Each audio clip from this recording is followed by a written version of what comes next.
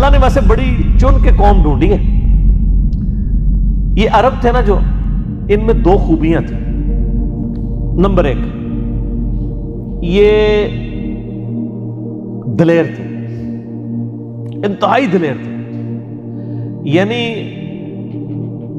اتنے دلیر تھے کہ یہ چھوٹی چھوٹی باتوں میں بھی لڑنے مارنے مرنے کے اوپر تیار ہو جاتے تھے، جان کی پرواہ نہیں کرتے تھے. اور دوسری خوبی ان کے اندر یہ تھی کہ جب یہ کسی بات کو ایکسپٹ کر لیں پھر گردن کٹ جاتی تھی، پیچھے نہیں ہٹتے تھے اس سے. ابو جہل نے گردن کٹوا دی ہے اپنی، پیچھے نہیں ہٹا. اس لیے آپ دیکھیں مکے میں منافق کوئی نہیں تھا، کیونکہ یا مسلمان ہوتے تھے یا کافر ہوتے تھے. یہ تو یہودی بزدل تھے نا، اوپر سے کلمہ پڑھ لیا اندر سے منافق. مشرکین عرب بزدل نہیں تھے، وہ کہتے تھے ہم تو یا تو ایمان قبول کریں گے یا ڈٹ کے مقابلہ کریں گے. کوئی سازش نہیں کرتے تھے، سامنے آ کے کرتے تھے. دیکھیں نا، بدر میں سامنے آئے ہیں، احد میں سامنے آئے ہیں، خندق میں دلیری سے آئے ہیں. یہودی تو چاپلوسیاں کرتے رہے اور اس طریقے سے. تو یہ دو خوبیاں اللہ تعالیٰ نے یوٹیلائز کر لی. کسی کی کہتے ہیں نا پازیٹیو چیز ہر بندے میں کوئی نہ کوئی موجود ہوتی ہے. دو خامیاں تھیں، وہ اللہ نے پھر ان کی دور کر دی. ایک خامی تھی طوائف الملوکی، یعنی قبیلوں میں بٹے ہوئے ہیں، آپس میں ہی لڑ رہے ہیں، کسی ایک جھنڈے کے نیچے جمع ہی نہیں ہے. یہ ان کے اندر کمزوری تھی. اور دوسری کمزوری تھی کہ چٹے ان پڑھ، جاہل، علم ہے ہی نہیں. ان کو امی کہا جاتا تھا.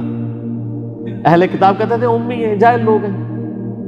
ٹھیک ہے، اسی لیے جب پرشین امپائر پہ جب چڑھائی کی خالد بن ولید نے، تو وہ تو یہ سمجھ رہے تھے جس طرح پہلے یہ لوٹ مار کرنے آتے تھے عرب قبائل، وہ آ رہے ہیں. انہوں نے کہا نا، ہم آئے نہیں ہیں، بھیجے گئے. پھر اکھاڑا نا.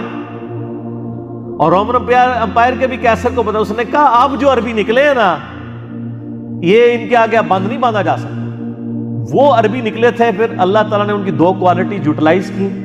ایک تو انہوں نے اسلام قبول کر لیا، اور دوسری بات وہ جو ڈٹ جایا کرتے تھے اور کمزوریاں دور کر دی. طوائف الملوکی ختم کر کے پیغمبر بھیجا. سب کے سب لوگ قریش کے نیچے جمع ہو گئے نبی علیہ السلام کی برکت سے. اذا جاء نصر اللہ والفتح ورأیت الناس يدخلون فی دین اللہ افواجا. اور علم دے دیا قرآن کی شکل میں.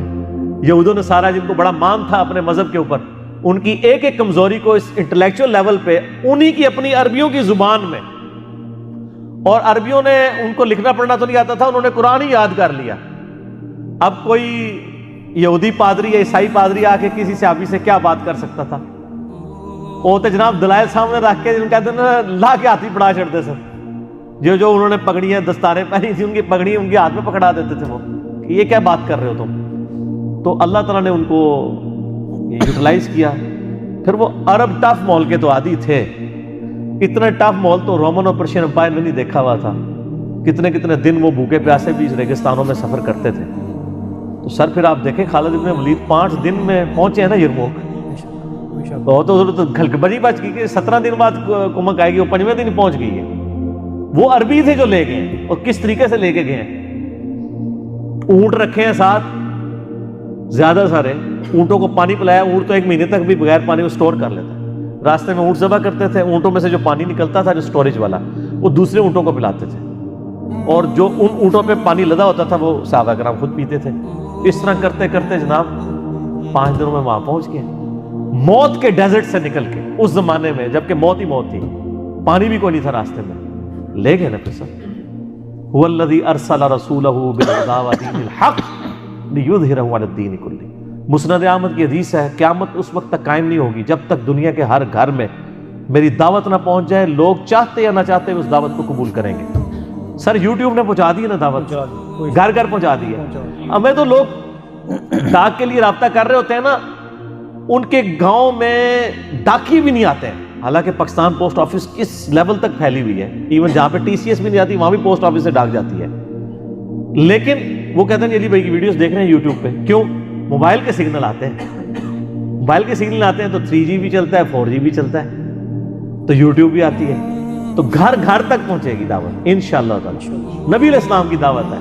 پہلے فرقوں کی دعوت ہوا کرتی تھی، بابوں کی ہوتی تھی، لیکن ہم تو آپ کو پتہ ہے نا کیا نام ہے، وابی، نام ہے بابی، میں ہوں مسلم. علمی کتاب. ٹھیک ہو گیا.